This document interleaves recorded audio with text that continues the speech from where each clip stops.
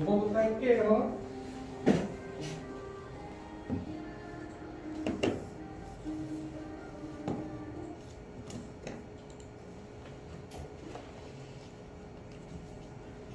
자, 9번 시간 3분 정도 드릴게요. 9번 좀 드려요.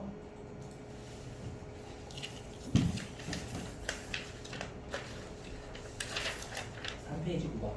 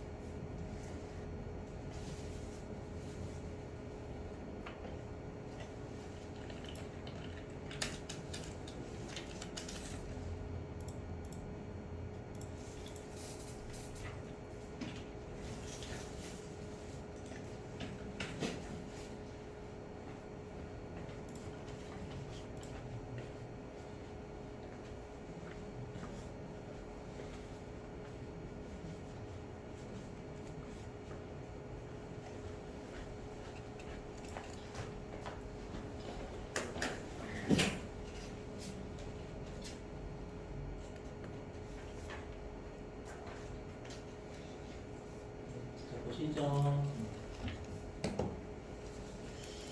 자, 얘는 분해죠. 원재료 분해. 그리고 전자세금 계산서 받았다. 그리고 세액이 있는데 우리가 그 원재료 보면 매입세 공제 가능하죠, 여러분들. 그죠? 그래서 매입세 공제가 가능한 세금 계산서 받았으니까 매입 쪽에 과세 위험 보시면 되겠네요. 그죠? 매입 쪽에 과세고요. 그 다음에 상대방은 안 줬죠, 여러분들. 이렇게 보시면 되죠. 우리가 세금 계산서나 계산서 보실 때 여기 11시 방향에 공급자 있고 이렇게 공급자, 그리고 12시 방향에 이렇게 공급받는 자 있을 때 참고하시고, 그럼 우리가 구매자니까 나한테 공급하는 놈은 한국물류죠. 그래서 거래처는 한국물류 보시면 되고요. 자, 그 다음에 우리가 원재료를 전에 뭐로 샀냐면 여기 외상으로 주고 샀죠. 외상미수금 외상이라는 얘기니까 원재료를 외상으로 샀으면 얘는 전부 다 외상매입금 계정 과목이 적히면 되겠네요. 공개 위험은 외상하시면 되겠고 혼합도 가능하고요. 자, 그래서 9번. 제가 설명드릴 건 없어요. 그죠? 이렇게 넘어갈게요.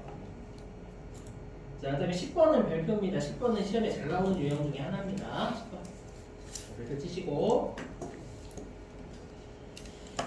자, 시간은 3분 30초.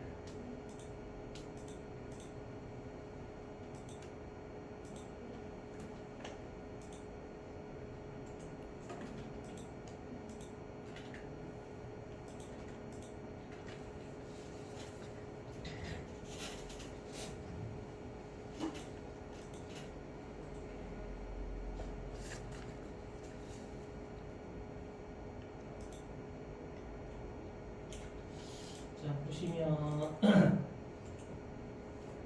자 10번은 왜 별표였냐면요. 이거 배서양도 때문에 그래요. 근데 그 배서양도 나오면 거래처 달리 걸어야 되잖아요. 그죠? 그래서 보시면 그 내국 신용장에서 구입하고 영세율 세금 계산서 교부받았으니까 매입 쪽에 영세 유형이고요. 그다음에 거래처는 흥국제주지만 우리가 받으러움을 넘겼을 때 내가 누구한테 받으러움이냐면 건영상사한테 받으러움이니까 받으러움은 건영상사로 바꿔주셔야죠. 그렇죠? 나머지는 당좌 예금이 주는 거고 공격수 가능했으니까. 네, 그래서 이 자, 유형은 매입 쪽에 영세 것이고 거래처는 흥국제조. 혼합이죠, 얘는 무조건. 자, 그리고 원재료 샀으니까 차변에는 원재료가 50만 원 맞고요. 그 다음에 받으러움을 배서했으니까 받으러움이 대변으로 날아가야죠. 근데 이 받으러움은 건영상사한테 받으러움이니까 우리 건영상사가 별도로 걸려주셔야 돼요. 별도 입력. 이거 주의하셔야 돼요. 넘어갈게요. 자, 그 다음에 11번도 별표에 11번도 시험에 잘 나와요. 11번. 자, 11번 시간 3분 30초.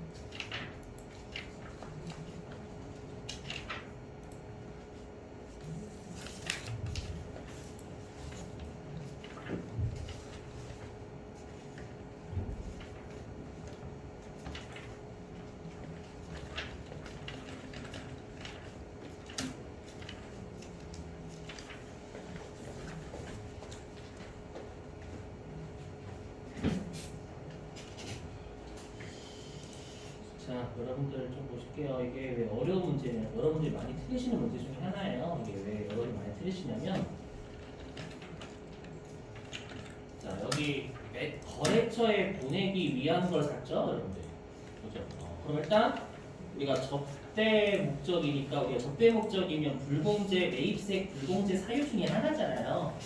맞죠? 그래서 이때 불공을 좀 거는 분들이 계세요. 근데 여러분들 우리가 불공제가 뜻이 뭐냐면 매입세 부담한 거 안 빼주겠다 그 뜻이거든요. 그렇죠? 그러면 여러분들 전자 계산서 받았죠? 우리 계산서를 받았으면 연세로 샀다는 얘기잖아요. 그렇죠? 연세로 사면 부가가 매입세 부담해야 안 해요? 연세로 사면.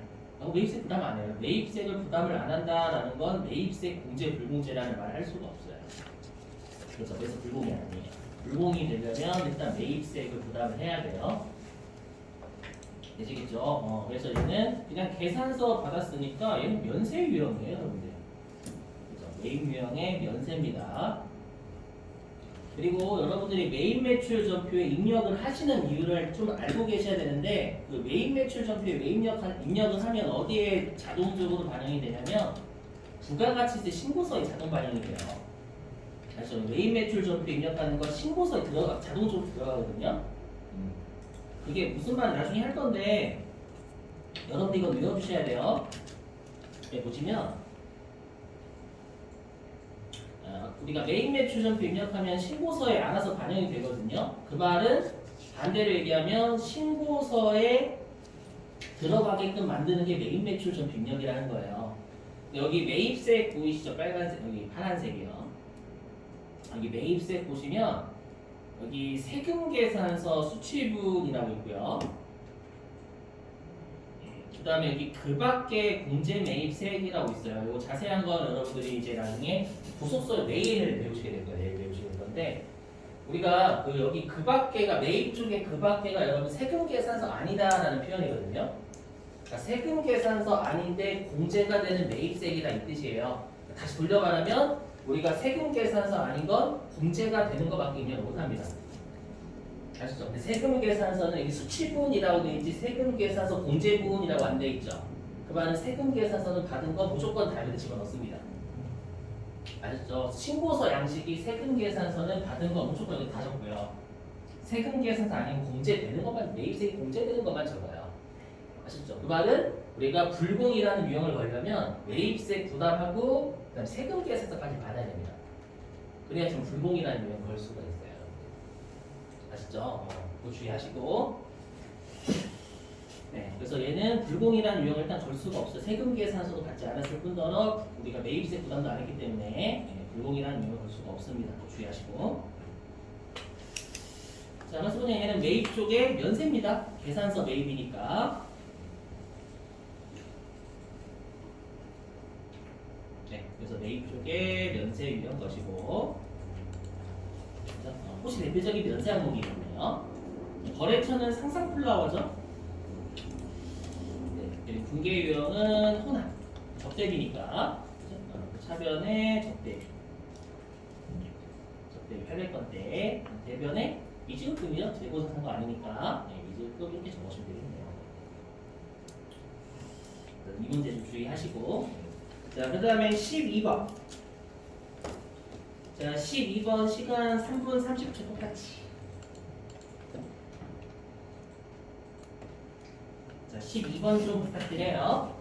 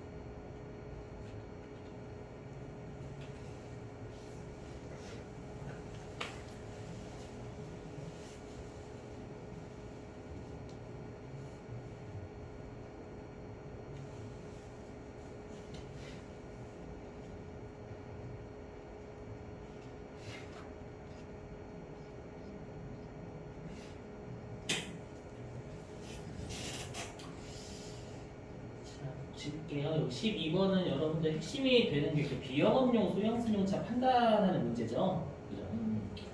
자, 그럼 여러분들 비영업용 소형승용차 요건이 몇 인승이야 일단은? 그죠? 8인승이야. 일단 엔드, 그러니까 cc 초과. 그래서 1000cc 초과.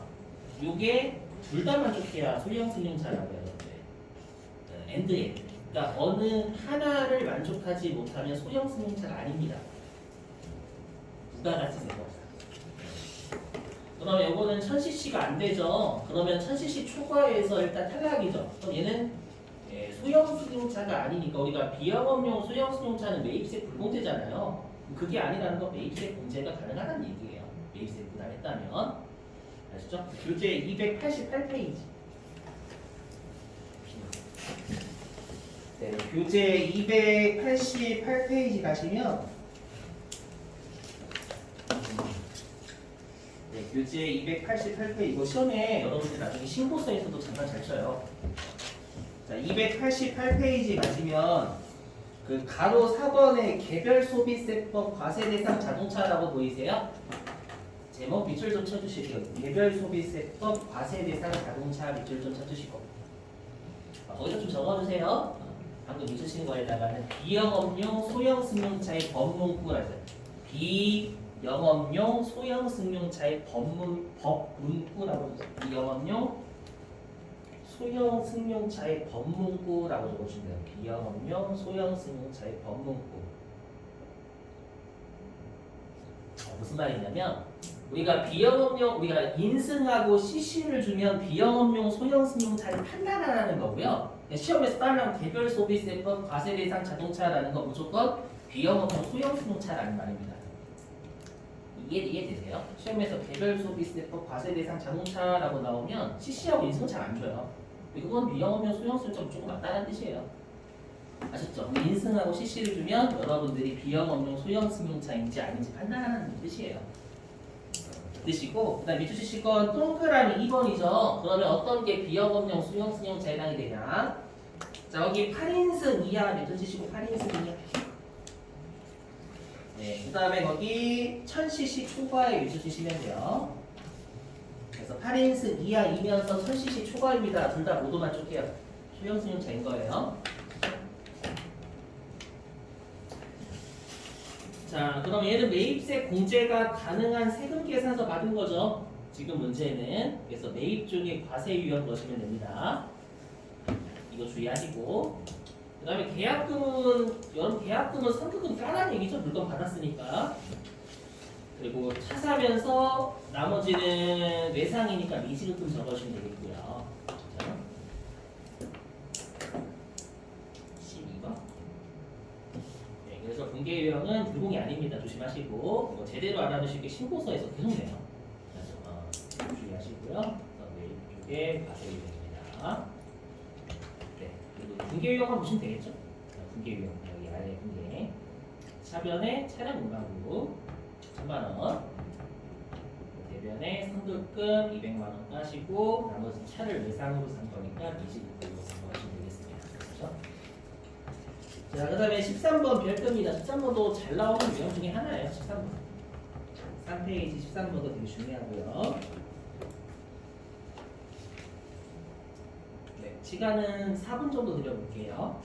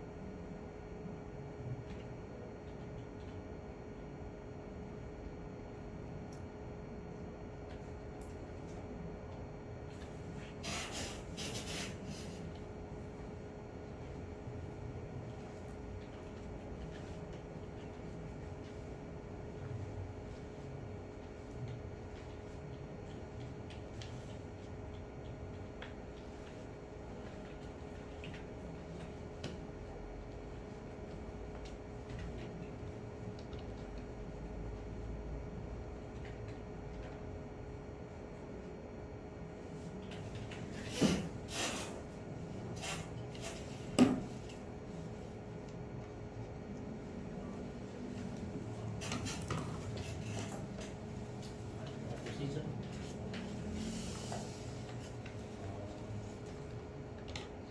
자, 이거 건물하고 토지를 같이 샀잖아요, 여러분들. 그리고 즉시 건물을 철거했어요. 이거 회계에서 다 토지만 사용할 목적으로 이걸 한 거죠. 그죠?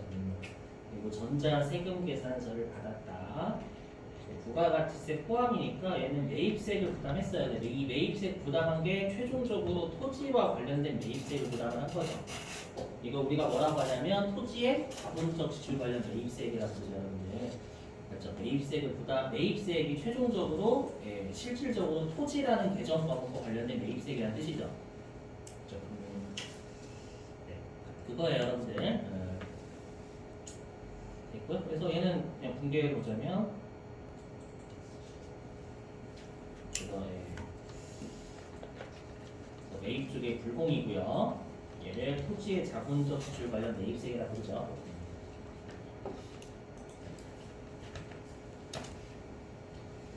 네, 그리고 아래 분개는 얘가 토지죠, 전부 다. 그래서 토지로 잡혀야죠.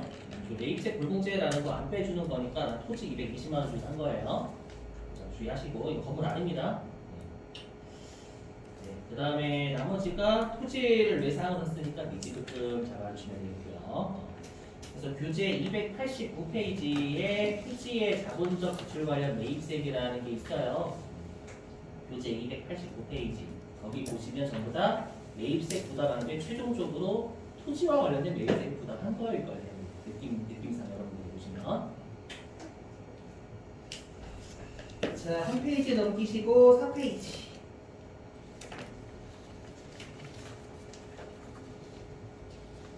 자, 4페이지에 14번. 자, 4페이지에 14번 시간 3분 드릴게요.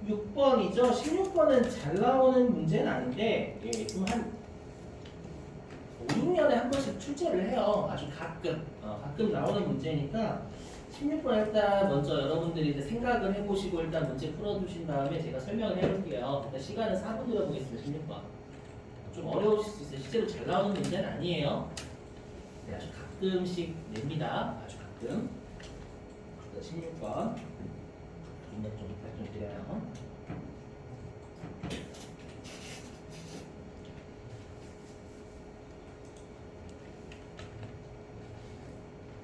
어려우실 수 있어요. 16번.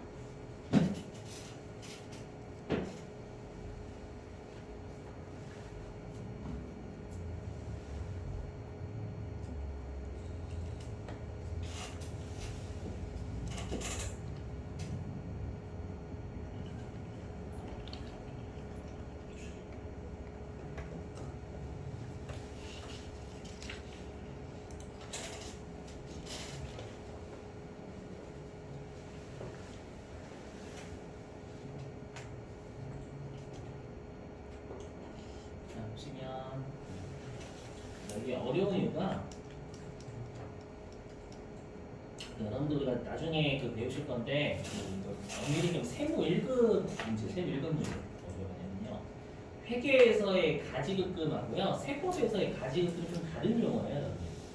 여기 대주주의 가지급금으로 처리한다라고 되어 있죠. 그죠? 뭐 회계에서는 가지급금이 개정 과목이 뭔지 모를 때 쓰는 거잖아요. 나갔는데 개정 과목이 뭔지 모를 때. 그죠?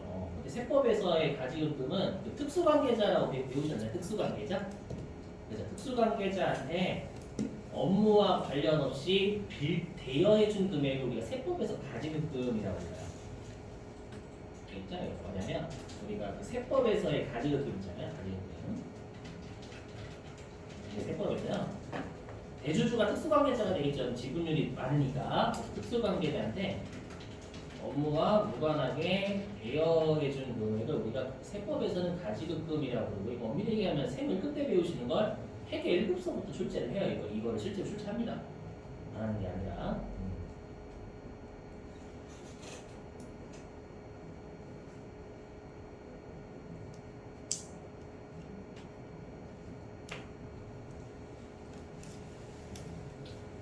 그러니까 어떻게 해석을 하시면 되냐면 이게 그 제재를 하기 위해서 세법에서 이렇게 보는 거예요. 뭐냐면 이걸 읽어보면요.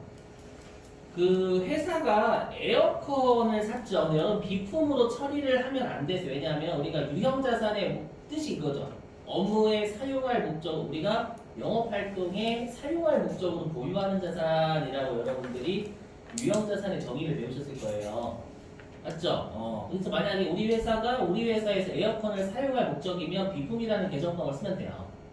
아시죠? 근데 이때는 비품을 쓸 수가 없어요. 왜냐하면 우리 회사가 구입한 이유가 대주주 이상의 자택에서 사용할 목적으로 구입을 한 거니까 업무와 관련이 없이 샀어요. 비품을 못 씁니다. 여기까지 비품을 쓸 수 없는 이유 이해되시겠어요? 그러면 이 짓을 막아야 되겠죠. 제재를 안 하면 자꾸 회사가 회사 돈을 특수관계자를 도와주기 위해서 뭔가 살 거란 말이에요. 그죠? 그래서 세법에서 어떤 제재를 하냐면 실제로 우리가 형식적으로는 이상해가 여러분들 살 집을 이상의 집에 에어컨 놔주려고 여러분들 사준 거잖아요. 맞죠? 그걸 어떻게 세법에서 해석을 하냐면 회사가 이상해가 에어컨 살 돈을 빌려준 것처럼 해석을 해버립니다. 해석을. 그렇게 해석을 하게 되면 이상해한테 네가 돈을 빌려준 거니까 나중에 회수를 하라는 거예요. 그럼 회수를 안 하면 제재를 때립니다. 그거 세무 1급 때 배우서 어떻게 제재를 때리는지는. 그래서 원래는 안 내야 돼요. 세무 1급에서 내야 되거든요. 그래서 시험에서는 그냥 개정가를 걷어주는 거예요. 대주주의 가지급금을 한다. 대주주한테 업무와 무관하게 빌려준 것으로 봐라 그 뜻입니다. 아셨죠? 그럼 얘는 성격이 세법에서 뭐냐면 대여금으로 보는 거예요. 대여금. 대여금이니까 자산이 되겠죠. 채권. 어떤 취지인지 이해되세요? 특수관계자한테 업무와 무관하게 이 짓을 하는 걸 방지하기 위해서 돈을 빌려준 것처럼 해석을 하는 거예요. 세법에서. 빌려준 것처럼 해석해가지고 나중에 원금하고 이자를 받아내지 않으면 제재 때리겠다라는 거예요. 알지 못하게. 아시죠? 그래서 얘는 자산이고요. 그래서 특수관계자에 대한 대여금이니까 그러면 여러분들 얘는 대여금이기 때문에 거래처를 걸어야 되겠죠. 채권이니까. 그 대여금은 누구냐면 특수관계자가 되겠죠. 그 말은 이 가지급금은 특수관계자 이상해를 거셔야 돼요. 거래처를요. 아시죠? 그래서 문제에서 대주주의 가지급금으로 본다 이렇게 돼 있는 거예요. 실제로. 그 특수관계자가 전자마트는 아니죠. 전자마트는 에어컨 산대고요. 그죠? 그래서 시험에 잘 내는 편은 아닌데 내실만 하면 가끔씩 한 번씩 내요. 최근에 회계 1급 냈고 세무 1급 안 내게 됐거든요. 혹시라도 지울까 고민했다가 회계 1급에서 나와가지고 세무 2급을 낼까봐. 일단 유형은 일단 불공입니다. 맞죠? 업무와 관련이 없는 세금 계산서를 받았기 때문에 불공이고요. 그래서 업무와 관련이 없으니까 사업과 직접 관련 없는 지출 것이고 이게 업무 무관한 뜻이죠.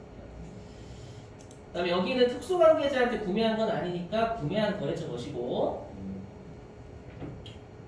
그리고 이 가지급금이 특수관계자를 거셔야 되겠죠. 대여금이니까 돈 빌려준 것처럼 해석하는 건 이상해한테 돈 빌려준 것처럼 해석을 하는 거예요.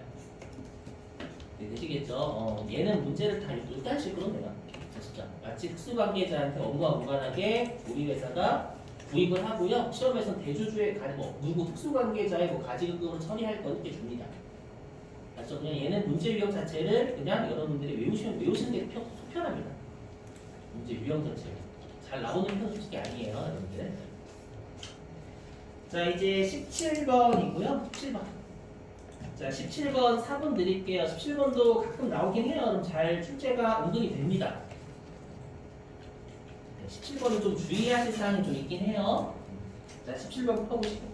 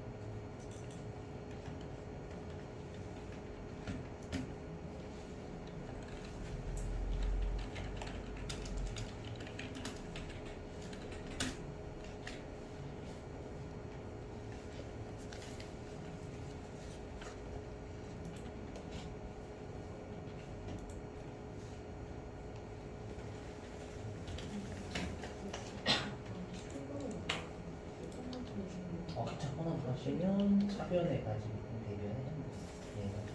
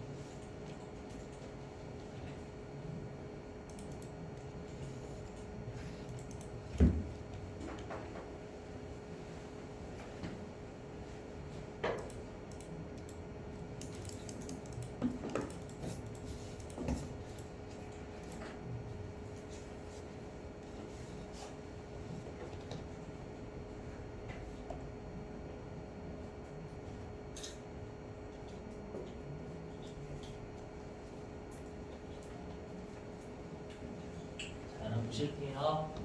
이거 많이 잊어버리신 것 같은데 보시면 이론 좀 잘 잡아주세요. 남기 최종적으로 남기해 주시는 거예요. 그리고 264페이지 맞습니다. 교재.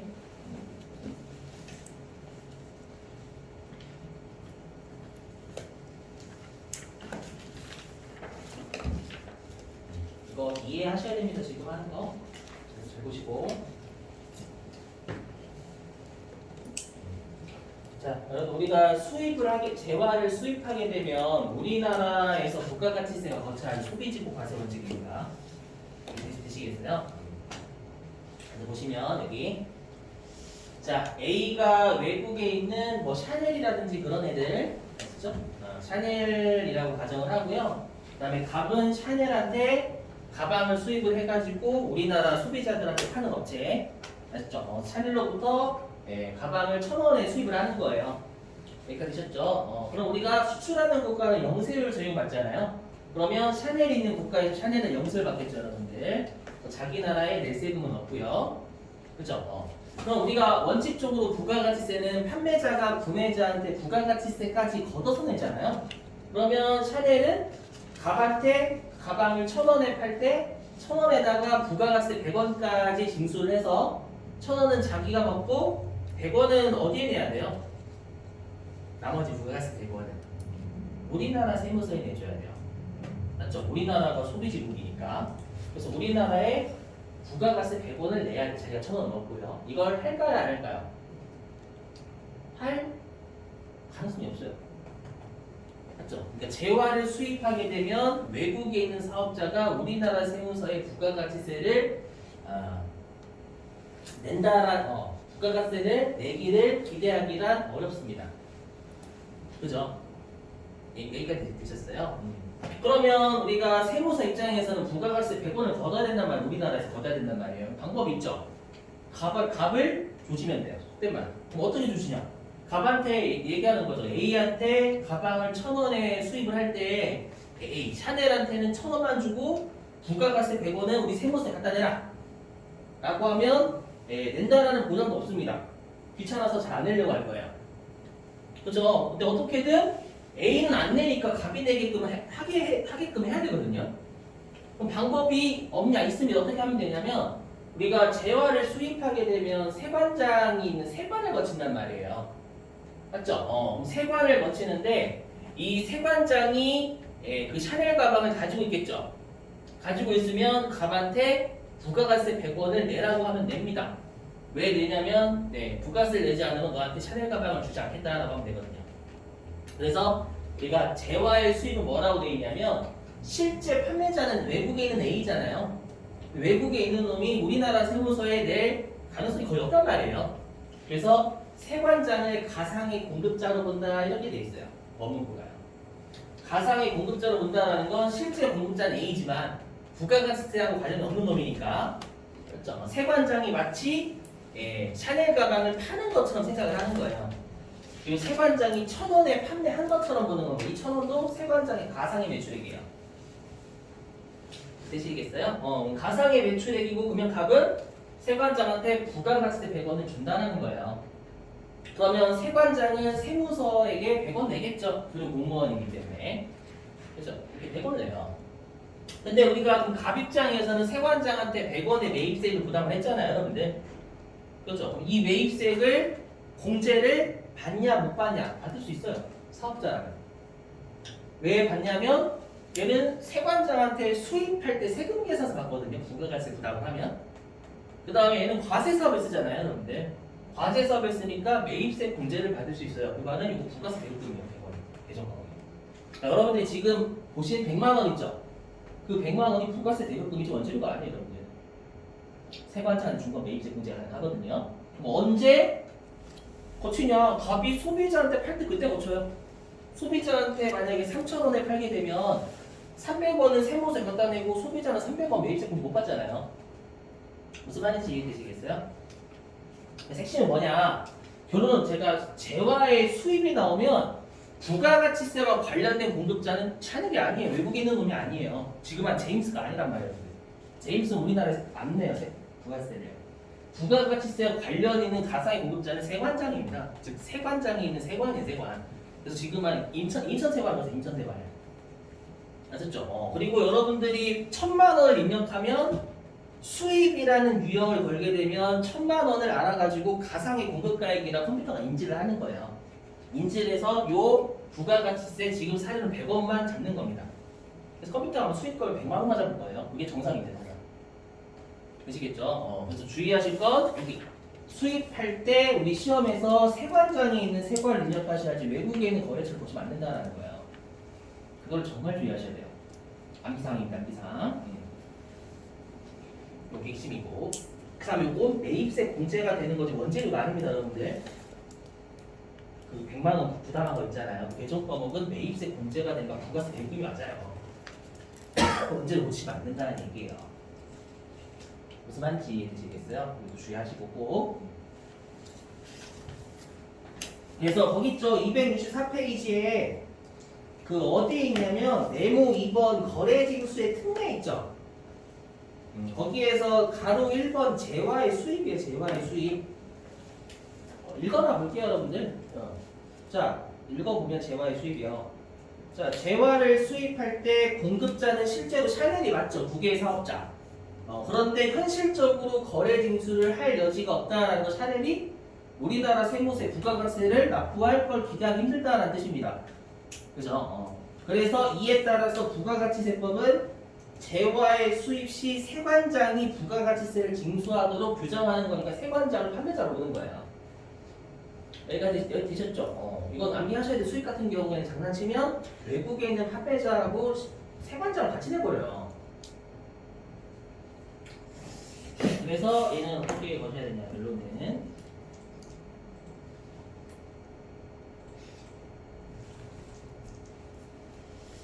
자, 유형은 수입을 거시고, 그 다음에 공급가액은 세관장의 공급가액인데, 이건 가상의 공급가액, 상상 속의 공급가액이에요. 요 부가가치세 100만 원을 걷기 위한 가상의 공급가액입니다. 네. 실제로 내가 세관장한테 주는 건 지금 사례에서는 부가가치세 100만 원하고 통관수수는 30만 원만 주는 거예요. 근데 여기 공급가액은 부가가치세와 관련된 공급가액이니까 1000만 원인지 1030만 원이 아닌 거예요. 부가가치세와 관련된 공급가액이니까. 되셨죠? 통관수수는 부가가치세하고 별도로 주는 거잖아요. 그리고 분계유형은 혼합인데 왜 혼합이냐면 내가 세관장한테 주는 건 부가가치세 100만 원하고 통관수수료 30만 원 이렇게 주는 거잖아요. 그렇죠? 130만 원 주는 거예요 세관장한테. 그러면 일단 100만 원만큼은 매입세 공제가 가능하니까 부가세 대금이 맞고요. 나머지 통관수수료는 뭐예요? 우리 원재료를 취득하면서 통관수수료 세관장한테 주는 거잖아요. 요거에 대해서 부가세 부담을 안 하거든요. 이 통관수수료는 그냥 원재료예요. 원재료 취득가액이 더해야 되겠죠. 되시겠어요?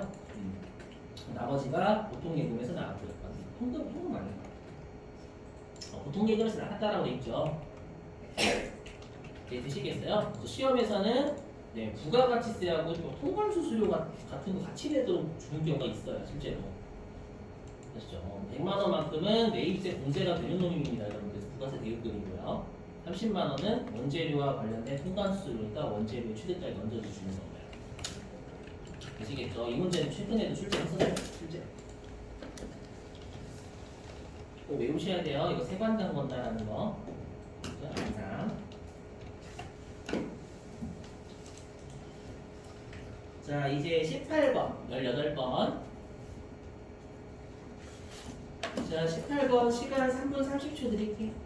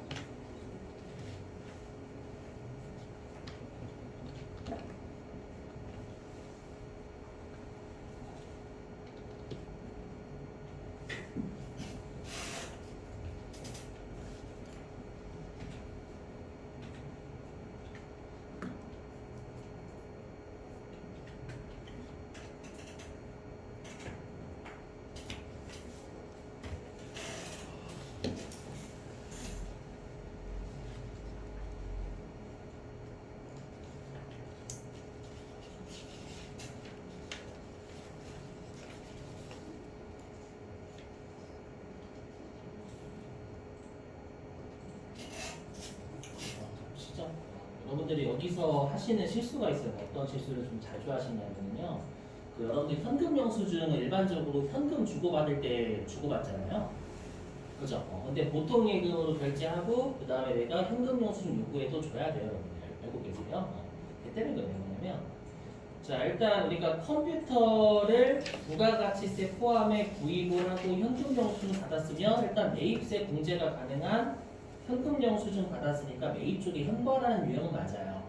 근데 거의 막 현과라는 유형 것이면 현금이 무조건 분계 유형이 현금이라고 생각하는 분들이 있다라는 거예요. 여기에서 핵심이 예전 보통 예금으로 결제했다. 계정과목은 보통 예금이기 때문에 얘는 혼합이에요. 그렇죠. 이거는 최근에도 출제했었어요.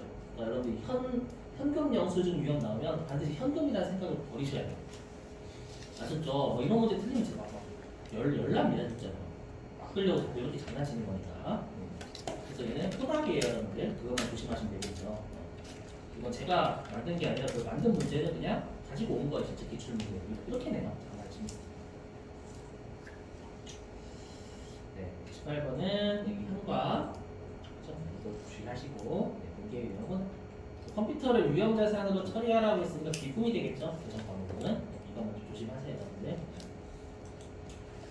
자, 그다음에 동그라미 19번.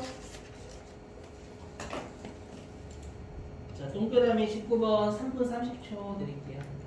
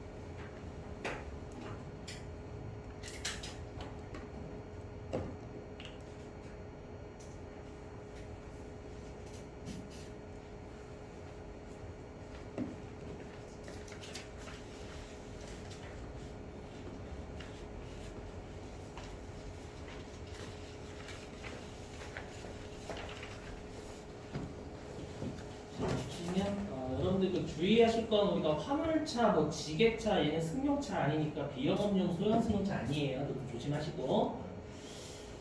자, 그다음에 그래서 우리가 지게차는 승용차가 아니니까 비영업용 소형 승용차 안 따시셔도 되겠죠. 그거는.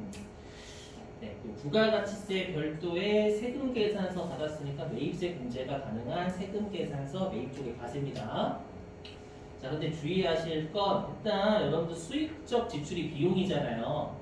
그 비용이 뭐와 관련돼 있냐면 지게차하고 관련 있죠. 이때 개정 과목은 차량 유지비죠. 수선비가 아니라. 그죠? 우리가 수선비가 원칙이지만 차량과 관련된 수입적 지출은 차량 유지비잖아요. 그것만 좀 주의하시면 되겠죠. 나머지는.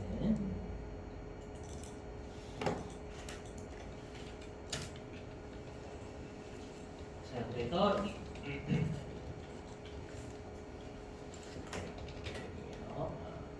매입 쪽에 과세 유형이고요.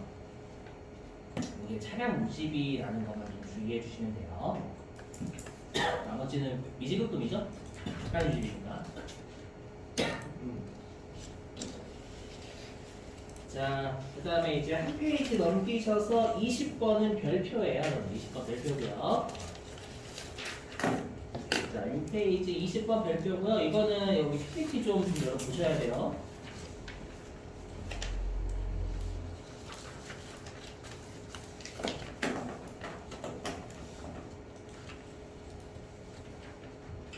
이거는 회계 1급에서 안 배우신 내용이고요. 세무 2급 이상부터만 출제가 되는 유형이에요. 시험에 진짜 많이 나와요. 이거는 여러분들 외워주셔야 돼요. 아셨죠? 지금부터 하는 거 외워주셔야 되고 치면 이 세무 2급 이상부터 나오는 거예요. 지금부터 하는 거. 이제 369페이지 맞고.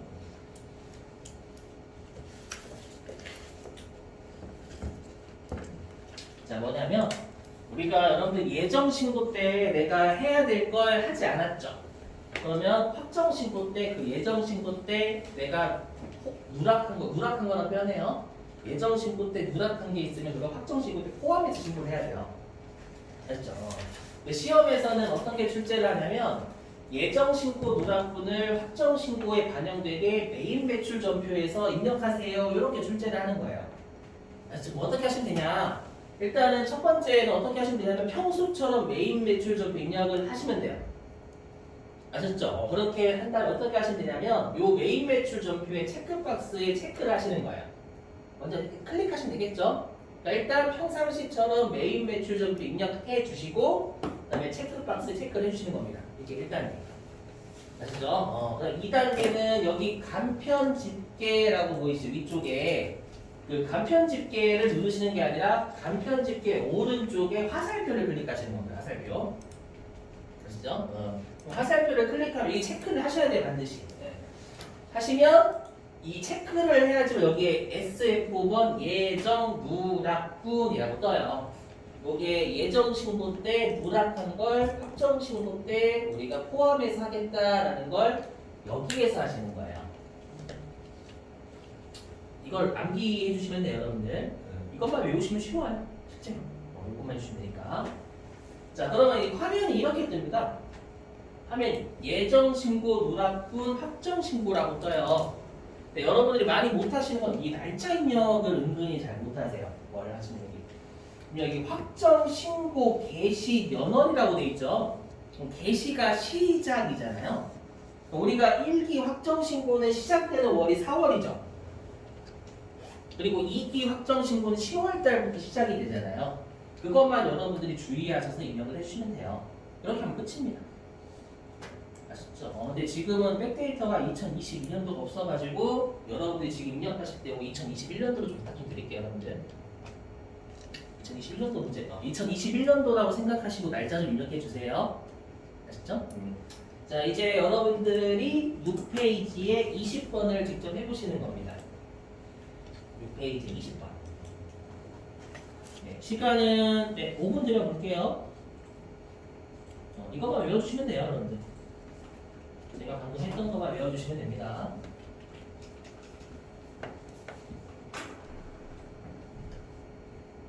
일단 입력부터 먼저 하시면 돼요. 평상시처럼.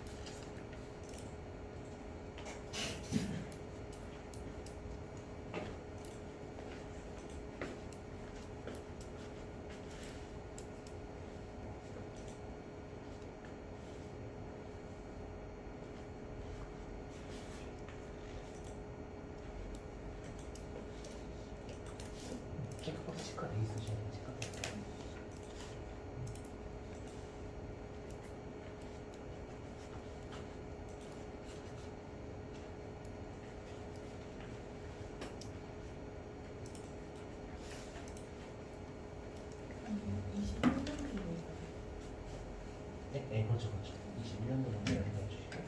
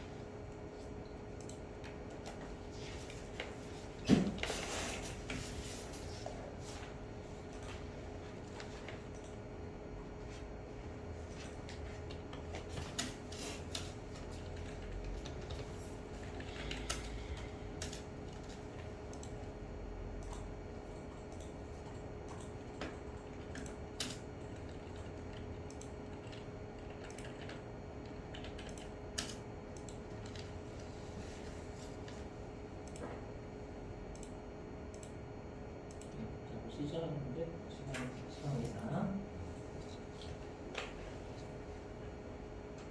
자, 얘는 또 주의하실 게 여러분들 그 종이 세금 계산서 받았대요. 전자에 영어 체크되면 안 돼요. 종이 문제 잘 읽어보셔야 돼요. 꼼꼼하게. 자, 얘는 2기 예정 신고 때 세금 계산서 누락해서 확정 신고 때 반영을 시키는 거죠. 그죠? 그래서 얘는 일단 매입세 공제가 가능합니다, 여러분들. 나중에 배우시겠지만 우리가 종이를 발급하는 동 문제가 있거든요.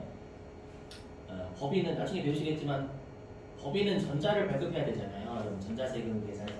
근데 종이를 발급하면 문제가 생겨요. 근데 매입자는 종이를 받아도 상관없어요. 왜냐면 매입자는 매출자가 전자를 발행해야 되는지 종이를 발행해야 되는지를 알 수가 없어요. 주는 대로 받을 수밖에 없으니까 매입세 공제 가능합니다. 맞죠? 왜냐면 나중에 여러분들이 이제 종이 세금 계산서를 발급하였다라고 가산세 때려버리거든요. 그러니까 이제 여러분들이 종이 세금 계산서 받으면 불공 아니야? 이렇게 생각하신다라는 거예요. 나중에 가산세 배우시면 또 헷갈려 갑자기 또. 얘는 매입세 공제 가능합니다. 종이를 받은 건 상관이 없어요.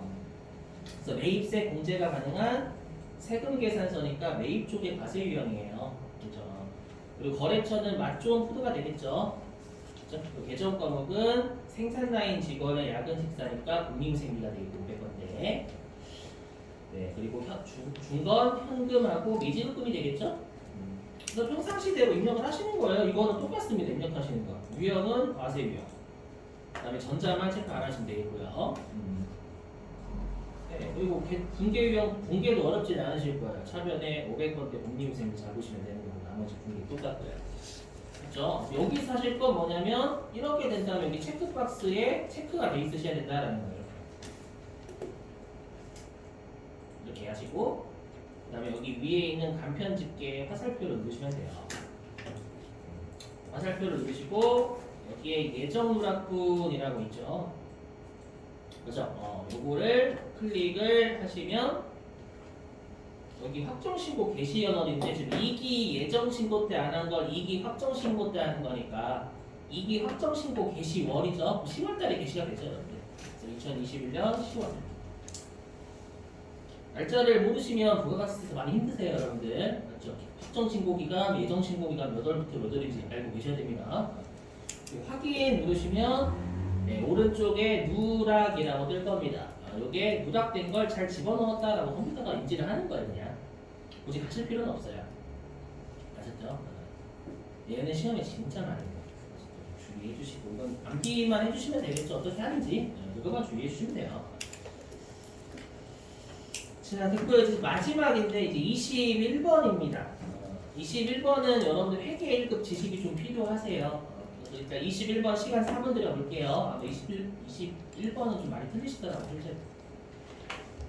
자, 21번 좀 부탁 좀 드려요.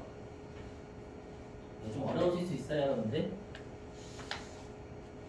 긴가민가 하실 겁니다. 이제.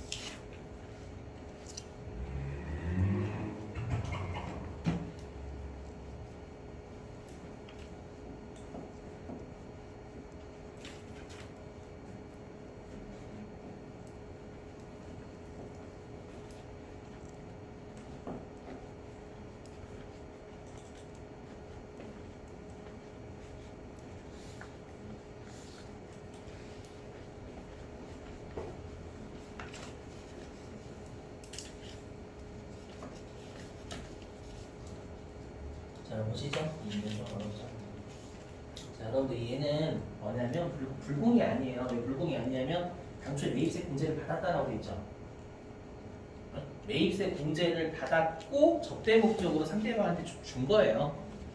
그렇죠. 그래서 일단 불공제는 처음부터 매입세 불공제가 될 때 쓰는 겁니다. 될 수가 없어요. 이게 뭐냐면 간주공급 회계 1급 때 아마 배우셨을 거예요. 여러분들. 요즘 회계 1급에서 잘 나와요. 간주공급은. 그래서 아마 배우셨을 건데 다시 한번 해볼게요. 보시면. 자, 보시죠. 자, 일단 제목이 간주공급은 말 그대로요. 실제로 재화를 처분한 건 아니에요. 지금 처분한 거 아니죠, 여러분들. 처분한 건 아닌데 재화를 처분한 것으로 세법에서 보겠다라는 뜻이거든요. 그럼 먼저 해보죠. 보시면 여러분들이 알고 계시는 게 뭐냐면 우리가 과세 사업에 쓰면 매입세 공제가 되고요. 연세 사업에 쓰면 매입세 불공제가 되는 거 알고 계시죠? 그죠? 사용을 어떻게 하냐에 따라서 매입세 공제가 되고 불공제가 되는 게 이론상 맞는데 세무서는 어떻게 사용하는지 알 수가 없어요. 맞죠? 어떻게 사용하는지 알 수가 없기 때문에 그냥 만약에 현대백화점이 있죠. 현대백화점이 청소기를 구입하잖아요. 그럼 현대백화점이 청소기를 왜 구입하겠어요? 청소기 팔려고 구입한다고 생각을 하는 거예요. 그래서 현대백화점이 청소기를 사면 현대백화점이 과세사업, 즉 소비자한테 팔겠지? 그래서 부가 매출세액을 내겠지? 라고 해서 미리 매입세 공제를 미리 해줍니다. 부가세는. 아셨죠? 그래서 실제 사용하는 시점에는 구입하는 시점에 공제를 미리 해줘요. 그래서 보시면 여기 보시면 자 현대백화점이 100원에 매입을 했고요. 그 다음에 매입세 10원을 부담했대요. 뭐 실제로는 현대백화점이 청소기를 팔아야 공제가 되는 게 맞아요. 아셨죠? 근데 세무서 입장에서는 현대백화점이 청소기를 어떻게 파는지 알 수가 없죠. 세무공무원 일을 해야 되는데. 그죠? 그래서 현대백화점이 청소기를 사면 청소기를 팔겠지?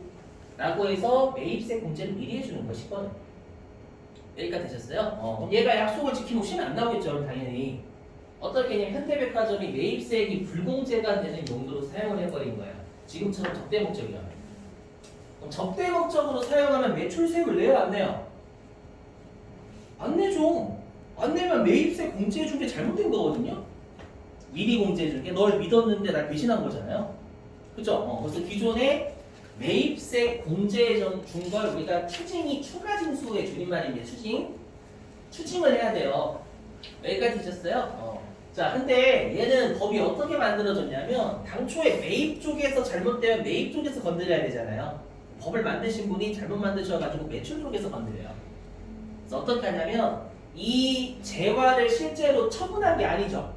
처분한 게 아니에요. 근데 그냥 현대백화점이 만약에 거래처에 줬잖아요. 그러면 매출세가 안 내겠죠. 그럼 현대백화점이 그냥 매출처에 처분한 것처럼 봐요. 청소기를. 처분한 것처럼 의지한다. 라고 해서 매출세액을 토해내게 하는 거야. 뭐 10원을 잘못했으니까 10원을 토해내게 하는 게 아니에요. 너는 나쁜 놈이니까 더 토해내라는 거야. 그래서 시가의 10%만큼 토해내게 만듭니다. 그래서 방금 문제에서는 여러분 원가가 60만 원이나 돼 있죠. 그죠? 맞나? 네, 원가가 60만 원, 6만 원 공제받았을 거 아니에요. 근데 시가는 80만 원이죠. 부가세 제외하면.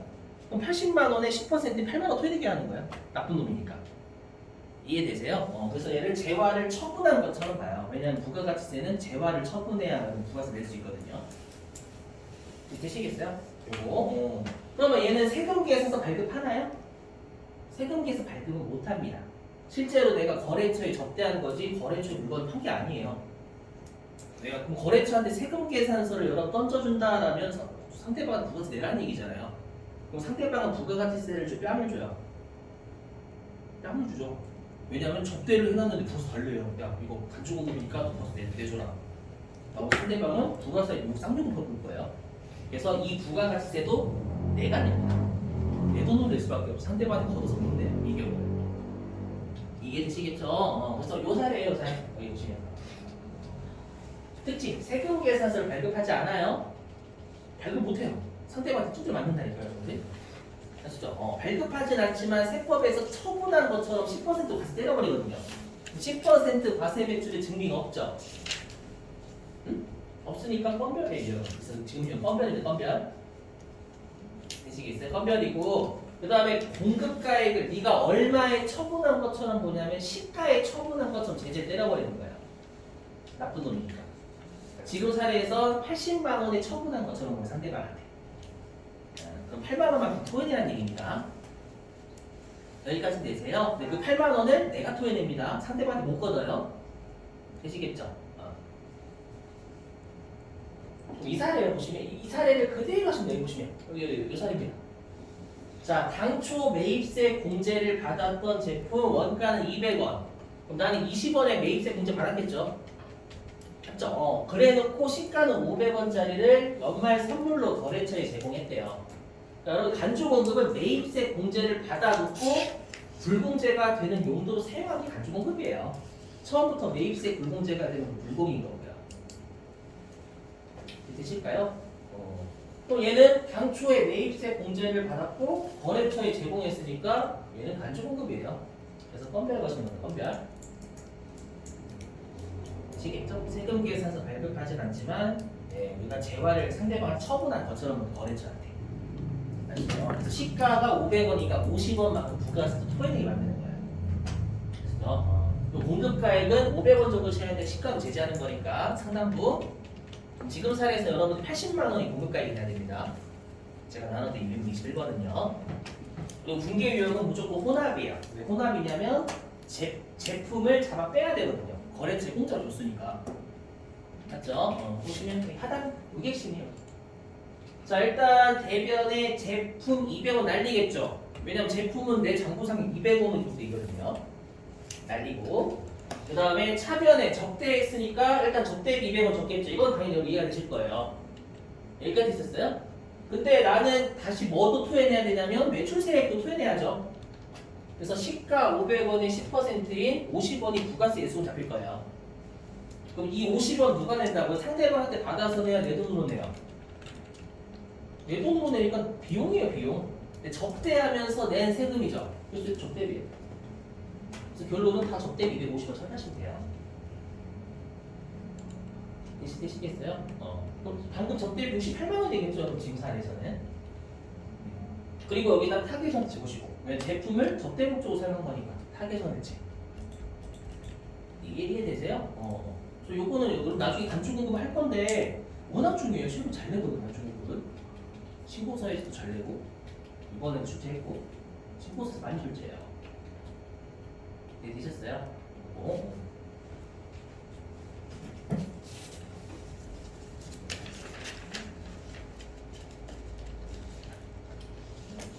자, 그래서 입력은 자 하시면 돼요. 유형은 건별. 공급가액은 80만 원에 처분한 것처럼 봅니다. 시가. 네, 분계 유형은 혼합. 자, 그럼 내가 일단 부가세, 예수금, 요 매출세도 내 돈으로 내는 거잖아요. 그죠? 그리고 대변에 제품은 원가를 없애는 거고. 그럼 60만 원과 8만 원 합친 거 전부 다 적대비로 처리하시면 돼요. 이렇게.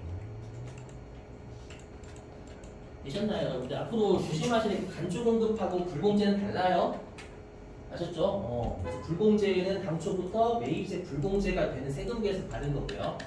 간주 공급은 당초에 매입세 공제를 받아놓고 잘못된 용도로 쓰면 그건 처분한 것을 의제를 시켜버리는 거예요. 그리고 얘는 간주 공급 매출 쪽에 입력하셔야 돼요. 그러니까 신고서 할 때도 간주 공급 나오면 매입 쪽이 아니라 매출 쪽에 입력을 하신다는 건별입니다. 원칙적으로. 다시 이거 주의하시고요. 또 되시겠어요? 분명히 간주 공급 회계할 때 배우세요. 법이 되냐면. 배우 싶은데 간주 공급 잘 내서 회계일급에서 많이 내가지고 선생님이 다 써주시는데 아시죠? 주의해 주시고요. 간주 공급. 자, 됐습니다. 간주 공급은 다시 한번 설명하겠습니다. 여러분 별도로. 왜냐면 너무 잘 나와서 시험이 잘 나와가지고요. 자, 오늘은 여기까지 하고요. 내일은 뭐 할 거냐면 이제 부가가치세 여러분들 실기 중에 메인 매출점표 하나 했어요. 그럼 이제 2개 남았죠. 우리 부가가치세가 별도로 시험이 직접 나오거든요. 부속서류랑 신고서. 그래서 부속서류 하기 위한 이론하고 실기하고 이론하고 실기하고 이렇게 진행을 할게요. 아시죠? 좀 힘드실 거예요. 6번만 하다 보니까. 자, 고생 많으셨고요. 일단 오늘 토요일이니까 숙제는 안 낼게요. 내일부터 내겠습니다. 온다에게. 진짜 수고하셨습니다. 네, 고생 많으셨습니다. 네.